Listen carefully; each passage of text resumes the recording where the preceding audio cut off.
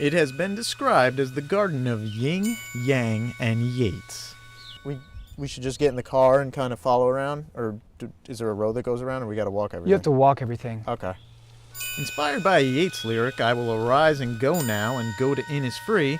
From 1930 to 1960, it was Walter and Marion Beck's private garden, and in 1960, under the stewardship of landscape architect Lester Collins, opened the garden to the public.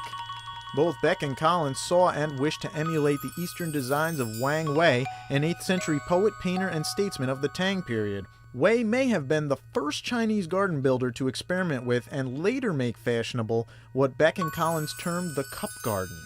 The Chinese-themed cup garden, to my understanding, is the creating a world within a world within a world. Giving way to a new American garden art with new creative impulse and range, not only to foster the contemplation, but the emotion of Wei's Buddhist philosophy. Cup gardens are usually enclosed by a wall or by a fence made of pickets and wattles. What's a wattle? Each time I come here, I'll come from another angle. Like, I've been here 1,000 times, and how come I didn't see this? Of course I wouldn't see it, because that's what a cup garden is. The cup garden draws attention to something rare or beautiful by establishing around it the suggestion of enclosure so it can be enjoyed without distraction. Sometimes an individual garden is surrounded by pines, bamboo, or other forest trees. To really draw your attention in to a specific area, as if you were in a cup itself, where all the rims, and you can't see out of it, but what you do see within is just to your heart's content. Beck and Collins have taken what nature provided and adapted the cup garden idea to Innisfree into a work of art. They pay attention to sculpted rocks that you can see over here. The way the plants are positioned, you can come into like a world upon itself. As large as that hill, as small as your hand. It could be an enframed meadow, a lotus pool, or a single rock covered with lichen.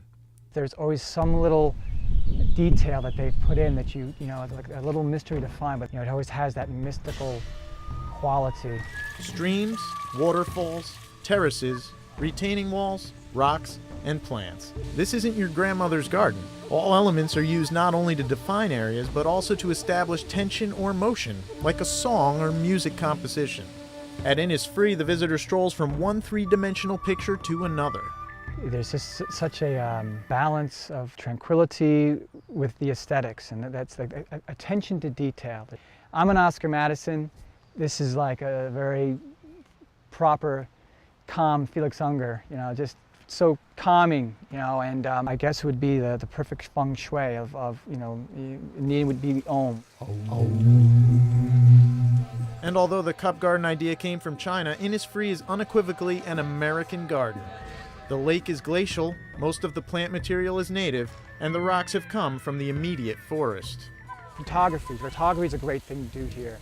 You could read, you could meditate, take the stroll, take a walk. Find a place to take a nap, take a naparoo.